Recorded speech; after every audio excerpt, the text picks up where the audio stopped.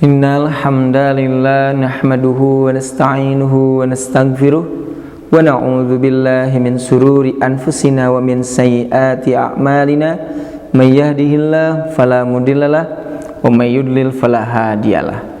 Asyhadu an la ilaha illallah wahdahu la syarikalah wa asyhadu anna Muhammadan abduhu wa rasuluhu amma ba'du.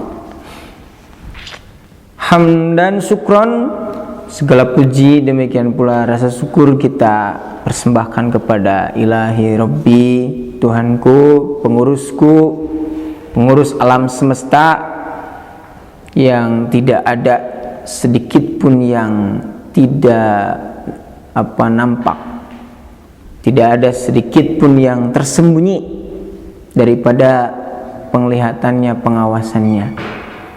Dan mudah-mudahan kita senantiasa berada dalam rasa roja, harapan untuk meraih kenikmatan yang ada di surga. Demikian pula kita berada dalam khaufan, rasa takut berkaitan dengan ancaman-ancaman yang ada di dalam neraka. Semua itu merupakan bentuk rasa syukur akan nikmat-nikmat Allah Ta'ala, senantiasa melaksanakan perintah Allah, demikian pula menjauhi larangannya. Baik, kita lanjutkan pembahasan min kunuz as-sunnah. Pada kesempatan yang berbahagia ini kita akan membahas satu kata, yaitu kata jam'a.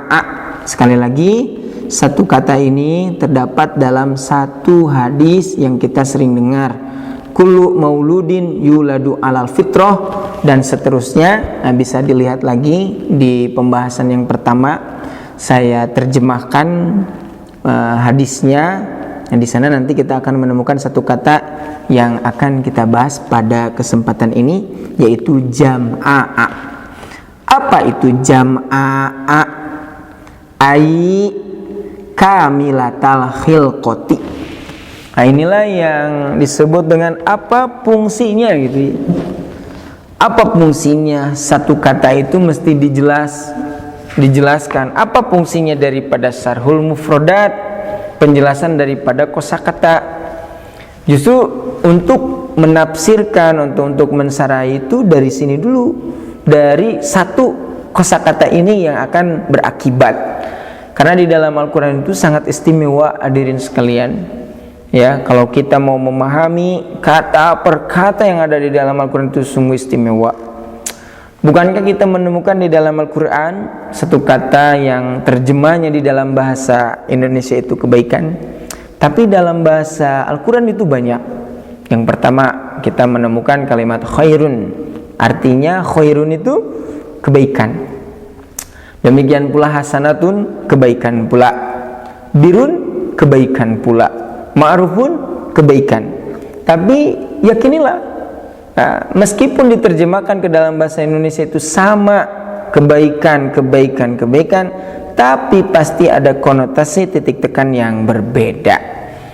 Ya, kalau misalkan mau kita pikirkan, mau kita renungkan, kita berdoa Rabbana atina fid dunya hasanatan.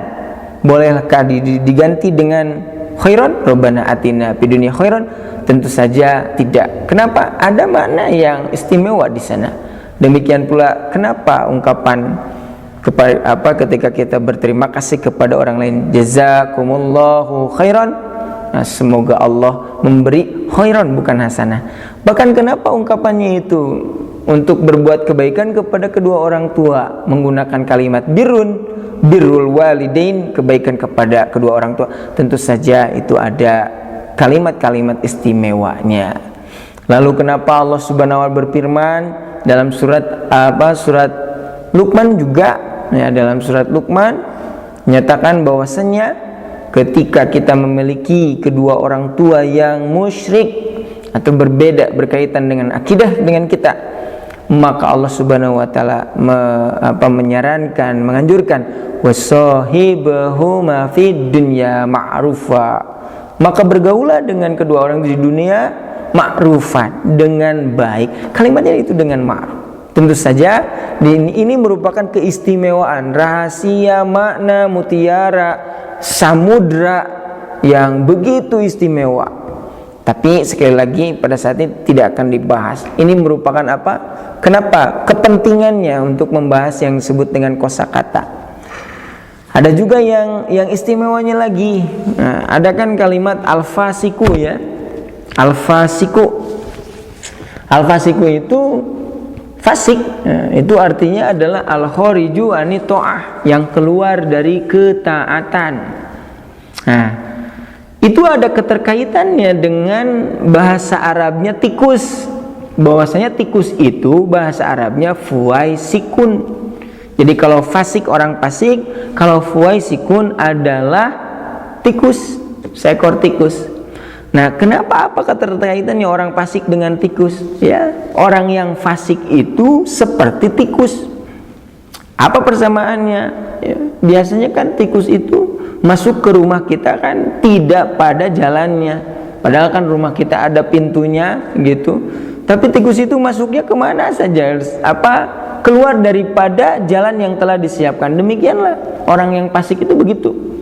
Orang yang fasik adalah oleh Allah Subhanahu wa Ta'ala sudah diberikan jalan yang lurus, sudah diberikan aturan yang selamat, tetapi ya keluar dari jalan itu. Makanya orang fasik seperti hanya al-fuwaisik, yaitu seekor tikus. Nah, inilah sekali lagi fungsinya kenapa kita membahas berkaitan dengan mufradat kosakata. Termasuk yang akan kita bahas yaitu kalimat jam'a. Jam'a itu pada dasarnya itu kan dari kata kalimat jama'a. Jama'a itu artinya berkumpul. Tapi kenapa di sini diterjemahkan jam'a ai kamilatal hilqati?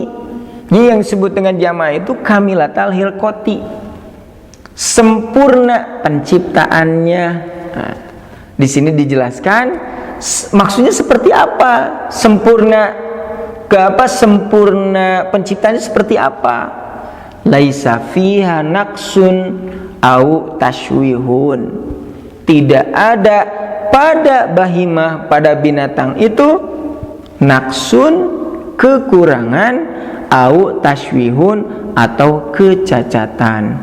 Artinya semua organ-organ tubuh yang ada di dalam hewan itu sempurna, tidak ada sedikit pun yang cacat. Itulah yang disebut dengan jam'a, yang artinya dari jamaah berkumpul. Ya artinya anggota-anggota badan yang sempurna, yaitu tadi ada anggota-anggota badannya semuanya gitu. Organ-organ tubuhnya dikumpulkan. Nah, gitu. Maka itu disebut dengan jam'a, yang disebut dengan kamilatal khilqati. Sekali lagi keterkaitan dengan hadis ini apa? Bahwasanya manusia diciptakan oleh Allah dalam keadaan fitrah, yaitu sempurna gitu, sebagaimana apa? Hewan dilahirkan dalam keadaan tidak ada kekurangan atau tidak ada kecacatan.